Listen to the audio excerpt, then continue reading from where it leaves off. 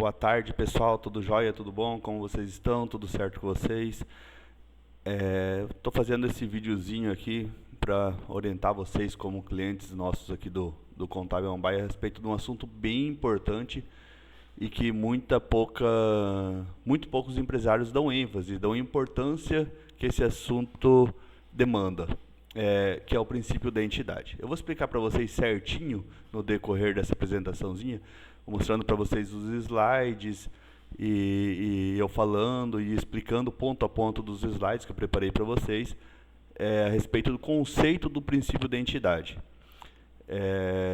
O que acontece? A grandíssima maioria dos empresários, eles têm por costume, por cultura, enfim, por N razões, misturar as contas pessoais com as contas empresariais, entendeu?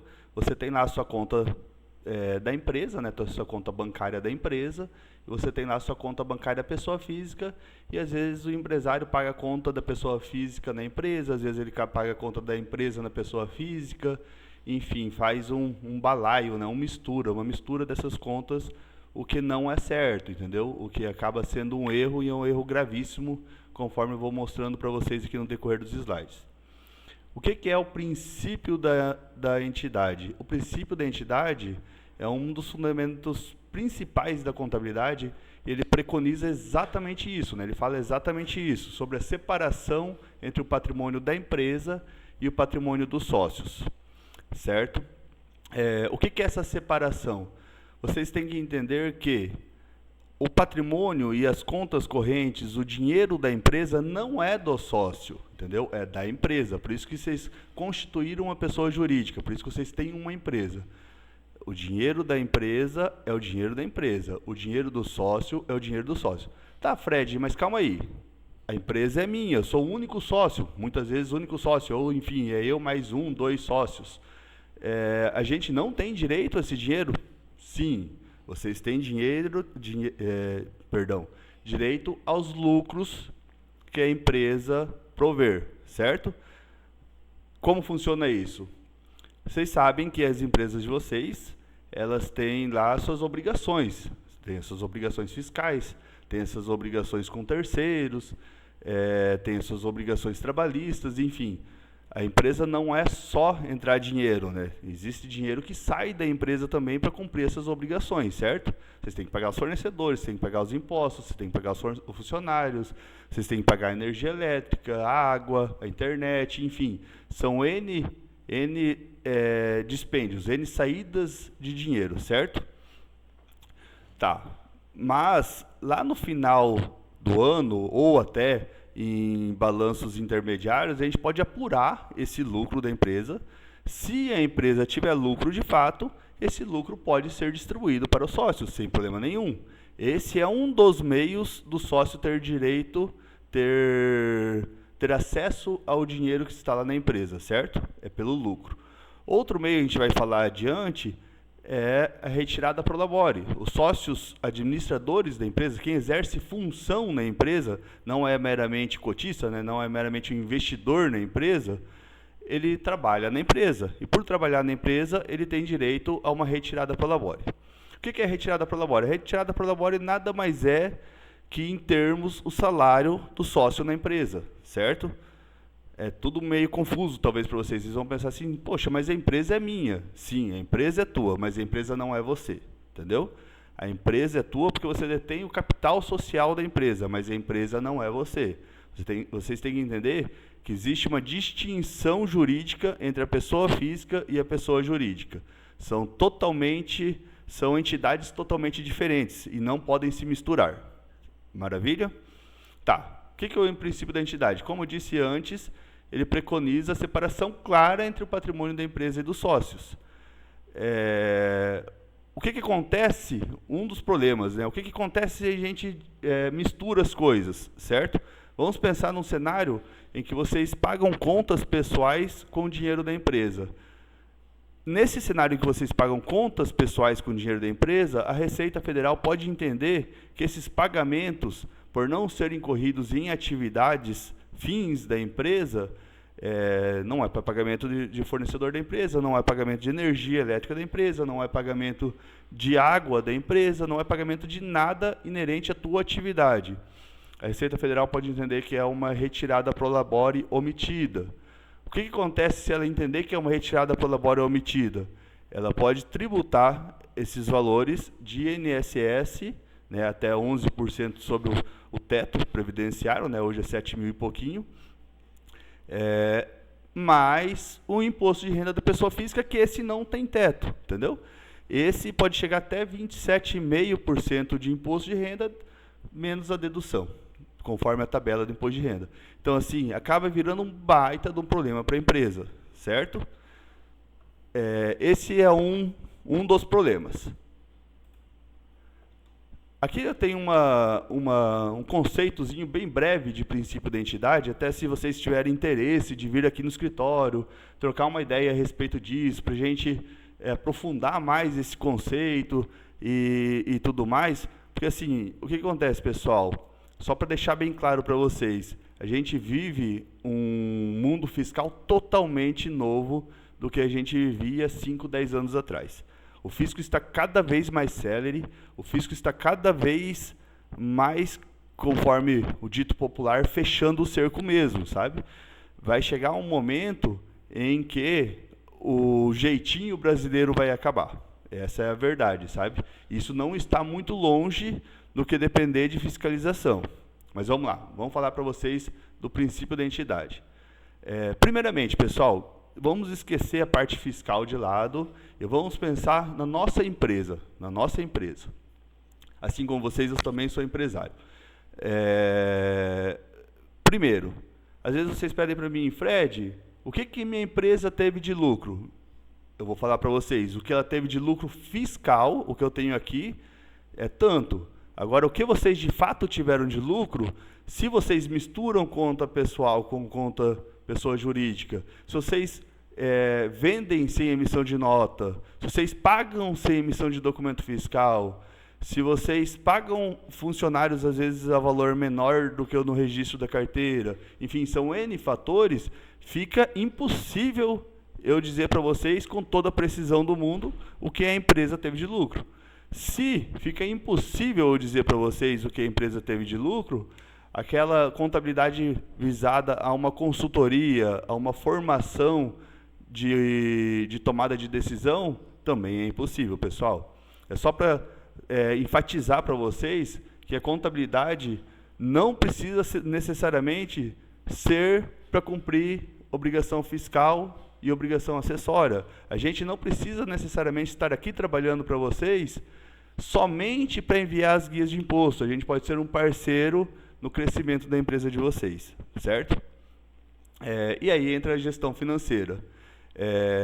A gestão financeira ela é eficaz e é um pilar fundamental para a sustentabilidade e crescimento de qualquer negócio. O princípio da entidade, conforme eu disse já, né, ele separa as finanças da empresa das finanças pessoais dos sócios.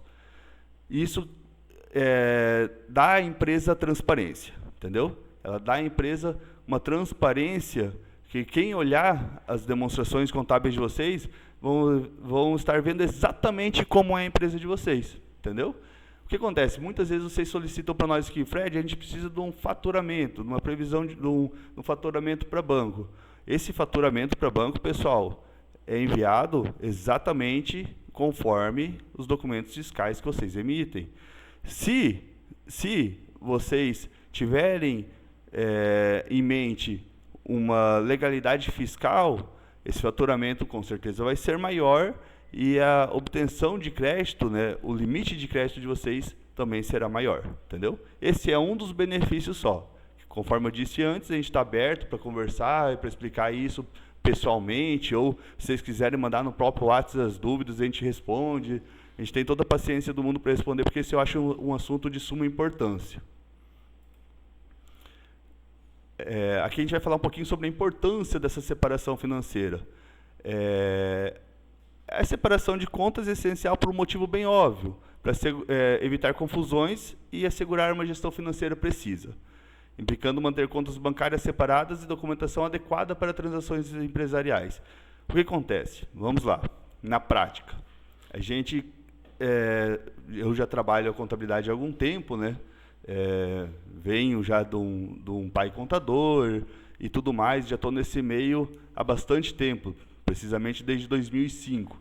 A gente cansa de ver empresas abrirem as empresas, uma ideia muito promissora, um nicho de mercado muito promissor, um produto bom, um preço bom, uma clientela boa, a empresa vende bastante, a empresa tem uma margem de lucro satisfatória e a empresa fale. Por quê? Por falta de gestão financeira, entendeu? Às vezes o empresário tem lá a empresa dele e ele acha que todo o dinheiro que entra na empresa dele é dele quando não é, entendeu? Vocês têm que saber separar as contas da pessoa jurídica com a conta da pessoa física, o princípio da entidade. Quando vocês separam isso, vocês vão ter de forma mais clara essa gestão financeira da empresa de vocês, assim como vocês vão ter mais clara a gestão financeira pessoal de vocês, entendeu?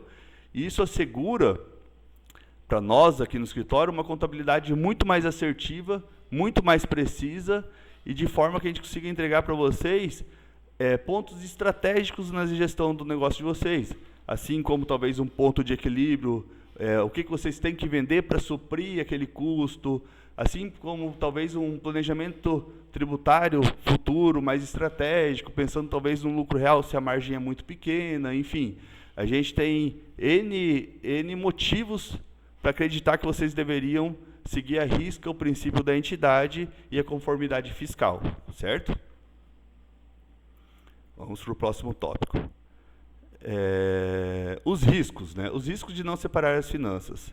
A mistura de finanças pessoais e empresariais pode levar a descontrole financeiro, endividamento e problemas jurídicos e tributários, dificultando a declaração correta do imposto e podendo resultar em penalidades severas. O que acontece?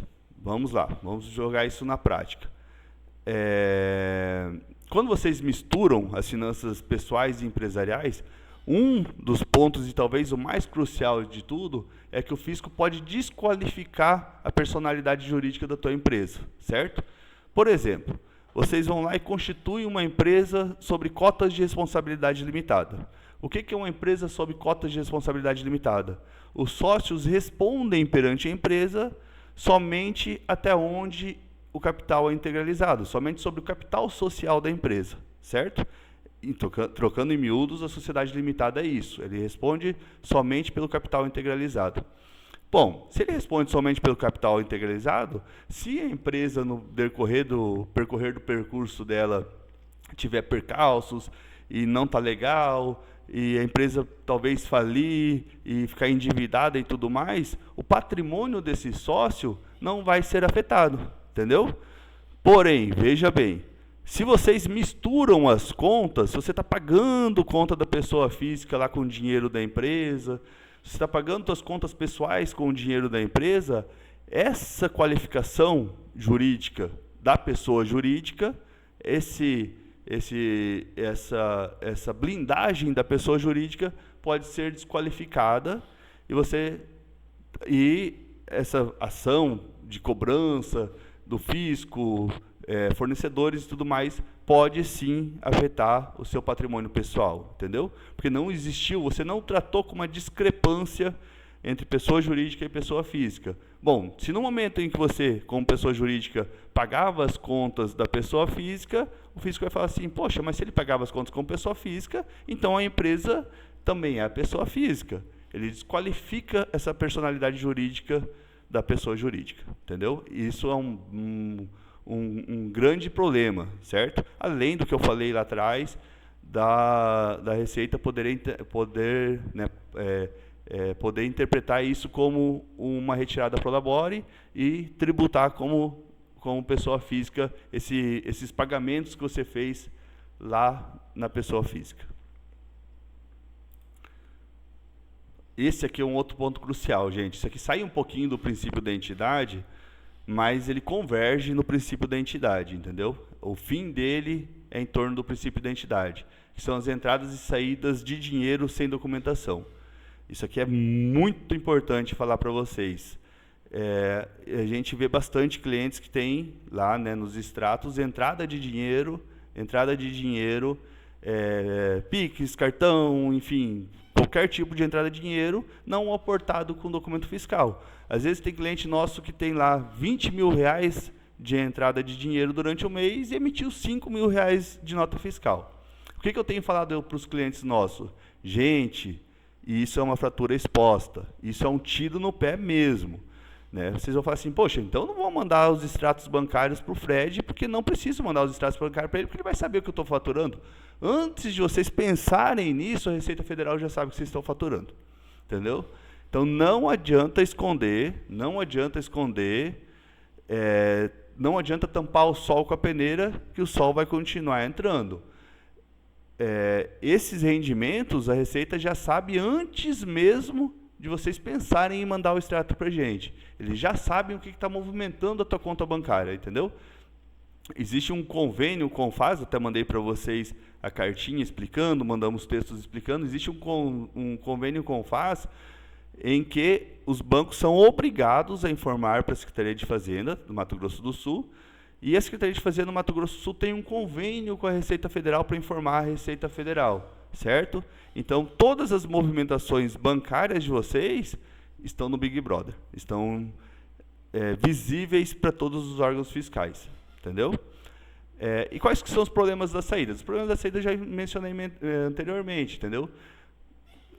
Pagou uma conta em nome da empresa, documento fiscal. Pagou uma conta em nome da empresa, documento fiscal.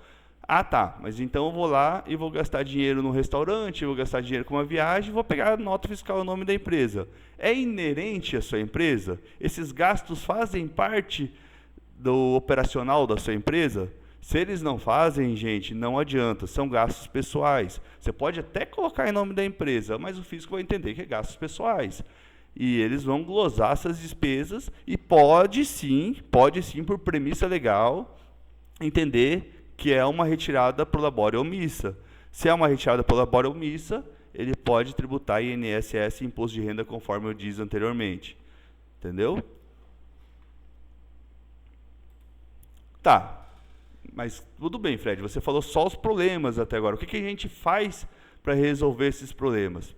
Primeiro de tudo, é imprescindível, é obrigatório vocês terem uma conta jurídica para transações empresariais, certo?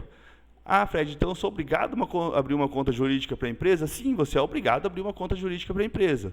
Ah, mas eu nem banco trabalho, eu só trabalho com dinheiro e tal. Gente, hoje em dia é quase impossível isso, certo? A gente sabe que hoje em dia é praticamente impossível essa prática, porque a maioria dos clientes pagam por Pix, pagam por cartão, e, enfim, e tudo mais. Existem limites também de transação para pagamento de boleto bancário em dinheiro, entendeu? Isso já é uma regra, inclusive, para forçar as pessoas à movimentação bancária, porque a movimentação bancária ela é muito mais transparente que a movimentação em dinheiro, entendeu? Então, sim, você é obrigado, como pessoa jurídica, a abrir uma conta de pessoa jurídica no banco. Prolabore, gente, o que é o Prolabore? Conforme eu disse antes, o Prolabore é um salário do empregador, né, do sócio, dentro da empresa. Poxa, eu sou sócio, eu sou proprietário aqui do Contábil Amambai, mas eu exerço uma função aqui no Contábil Amambai. Eu faço toda a gestão aqui do Contábil Amambai, eu trabalho no operacional do Contábil Amambai, eu trabalho como contador aqui no Contábil Amambai, então eu tenho que ter direito a um salário aqui dentro, certo? Eu defini o meu salário, maravilha, defini o meu salário, quanto que eu quero ganhar da minha empresa de salário, e eu faço essa retirada Prolabore. Sobre essa retirada Prolabore, eu recolho o meu INSS e recolho o meu imposto de renda da pessoa física. A definição de Prolabore é de vocês, entendeu? A definição de valor de Prolabore é de vocês. O que eu sugiro sempre? Seja um Prolabore que caiba dentro das finanças da empresa e seja um Prolabore que satisfaça as suas obrigações pessoais mensais, entendeu? Que satisfaça as suas obrigações pessoais mensais, que pague as suas contas dentro do mês. Faça o planejamento financeiro organizando as finanças pessoais e da empresa. Aqui a gente está falando Justamente em encontro ao que a gente disse anteriormente do Prolabore, você faz o planejamento financeiro da sua empresa, faz o planejamento financeiro pessoal seu, o que, que você gasta por mês pessoal, o que, que você gasta, quais são seus custos mensais, custos e despesas mensais dentro da empresa.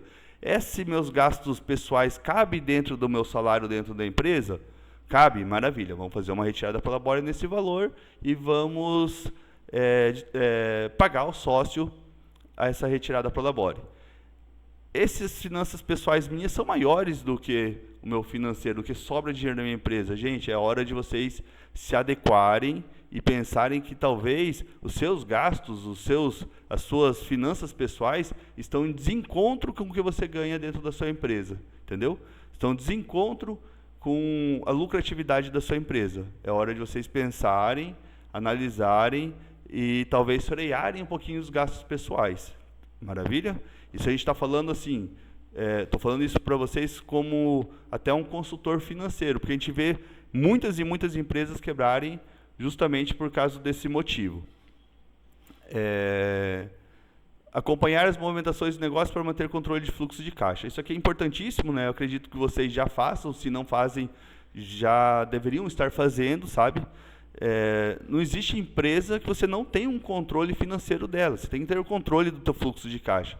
Saber o que vai entrar, o que vai sair, se o dinheiro que vai entrar vai cobrir as contas do mês, se não vai entrar, o que nós vamos fazer com o plano B, vamos tomar um empréstimo, vamos renegociar essa dívida um pouco mais para frente, entendeu? Isso aqui é importantíssimo para o andamento de uma empresa.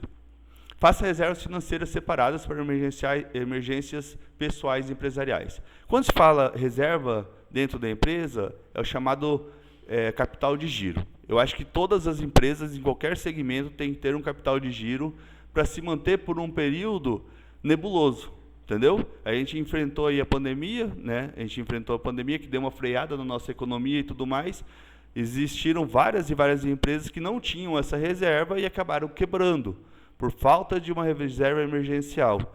Eu acho de suma importância vocês terem lá o teu capital de giro bem estruturado, entendeu? Até para ter um poder de compra maior, para vocês conseguirem comprar com prazo ou com descontos maiores, com preços melhores e assim aumentar a lucratividade de vocês. Se vocês compram mais barato, vocês têm duas estratégias de venda. Ou vocês vendem mais barato e vendem mais, ou vocês vendem no valor de vocês, tem uma lucratividade maior, enfim.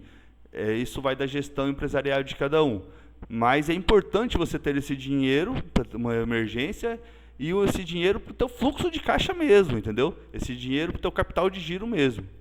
Aí o sexto, que é utilizar tecnologia, né? Talvez para as empresas muito pequenas, eu nem diria tecnologia, porque ele tem um custo maior, certo? Mas às vezes uma planilhinha do Excel, para vocês se controlarem as finanças, para vocês saberem onde está indo o dinheiro, de onde está vindo o dinheiro, quais são as projeções de recebimento, projeções de pagamento de vocês e tudo mais. E o contador para manter as finanças organizadas. É isso que a gente está tentando fazer para vocês, é isso que a gente está tentando trazer para vocês, e é isso que a gente está disposto a ajudar, assim, irrestritamente. No que vocês precisarem da ajuda nisso, a gente está aqui no escritório para ajudar. Tá, Fred, aí eu vou levantar mais um adendo. Talvez vocês estão se perguntando, mas e o lucro que a minha empresa teve? Porque a minha empresa tem um lucro. Esse lucro não é meu? Esse lucro não é meu? Sim, esse lucro compete ao sócio. A empresa vai lá, vende ou presta serviço durante o ano todo, cobre os seus custos, cobre as suas despesas, cobre suas obrigações fiscais, cobre suas despesas com o pessoal, com salários, fundo de garantia, INSS, enfim, todas as despesas pessoais, cobre todas as despesas fixas da empresa, enfim. Chega lá no final, você teve um lucro. Opa, eu tive um lucro de R$100 mil no final do ano. Ou, conforme eu disse anteriormente, talvez em balanço intermediário. Isso tem que ser evidenciado na contabilidade, viu, gente? Não existe você expor a mão no dinheiro da empresa sem, de fato, ter esse lucro. Vocês têm que ter esse lucro. E outra coisa muito importante que eu vou levantar aqui para vocês. Não existe distribuição de lucro para empresas que têm débitos fiscais. Se a empresa tem débitos fiscais, o fisco quer que vocês ajam da seguinte maneira. Paguem paguem os débitos fiscais, paguem ou parcelem os débitos fiscais, e depois você pode tirar o dinheiro da empresa. Entendeu? Isso não se aplica ao Prolabore, porque o Prolabore é um salário, ele não é lucro, entendeu? Ele não é lucro. O Prolabore é um salário teu como gestor da empresa. Então, quer dizer, estando tudo certinho, a empresa tendo lucro, a empresa não tendo débitos fiscais, o dinheiro é teu. Você vai decidir aonde você vai investir esse dinheiro. Se você vai retirar esse dinheiro para a pessoa física, maravilha, não tem problema nenhum. Ou eu vou falar assim, não, eu vou tirar parte desse dinheiro para a pessoa física, que eu estou projetando lá para o ano de 2025 um aumento na minha empresa. Abrir uma filial, ou comprar uma máquina nova se for um processo industrial, ou aumentar o meu estoque, ou aumentar o meu hall de produtos que eu vou oferecer para os meus clientes, e por fim também aumentar o meu estoque, enfim. Às vezes você pode reinvestir esse dinheiro dentro da empresa. O dinheiro é teu, mas você pode reinvestir esse dinheiro dentro da empresa para vislumbrar ainda mais lucratividade. Isso quem decide são os sócios, maravilha? O sócio ou os sócios. A decisão é toda da administração da empresa. Não existe empecilho nenhum em vocês tirarem todo o dinheiro ou tirarem parte desse dinheiro. Eu sempre falo, quando tem mais que um sócio, eu acho legal vocês lavrarem em ata essa distribuição de lucro. Olha, reunião no dia tal, fica decidido que retiraremos 80% do lucro, sendo que os 20% demais será reinvestido com projetos futuros de tal coisa, enfim. Lavra em ata para deixar tudo acordado e para deixar tudo transparente também entre os sócios da empresa. Certo? Aqui é tudo que eu falei, né? Até vou falar aqui, em pequenas empresas, negócios com poucos sócios, a distribuição pode ser mais direta. Os sócios olham para o lucro disponível e decidem quanto cada um deve receber, baseando-se em acordos prévios ou na porcentagem de participação da empresa. Certo? A chave aqui é balancear entre uma recompensa justa aos donos e investidores pelo risco de capital investidos e, ao mesmo tempo, assegurar que a empresa tenha recursos suficientes para continuar crescendo, inovando e enfrentando desafios futuros. Foi o que eu acabei de dizer. Às vezes não é inteligente você tirar todo o dinheiro da empresa, zerar, às vezes, até o teu capital de giro da empresa, sendo que você vai ter que continuar girando a tua empresa, você vai ter que continuar comprando mercadoria, você vai ter que continuar pagando as suas obrigações, enfim. Às vezes não se torna inteligente você tirar tudo. Isso quem vai determinar são vocês mesmos, são os sócios que vão determinar. Maravilha? Espero que tenha ficado bem claro aqui o princípio da entidade para vocês. A gente está aqui para ajudar, pessoal. Então, assim, o que vocês tiverem de dúvida, o que vocês quiserem conversar e tiverem alguma colocação para fazer, fiquem à vontade, podem mandar aí no WhatsApp, podem vir aqui no escritório, podem ligar aqui no escritório, da forma que vocês acharem mais conveniente, a gente vai atender vocês. Certo? Um abraço, até mais, tudo de bom para vocês.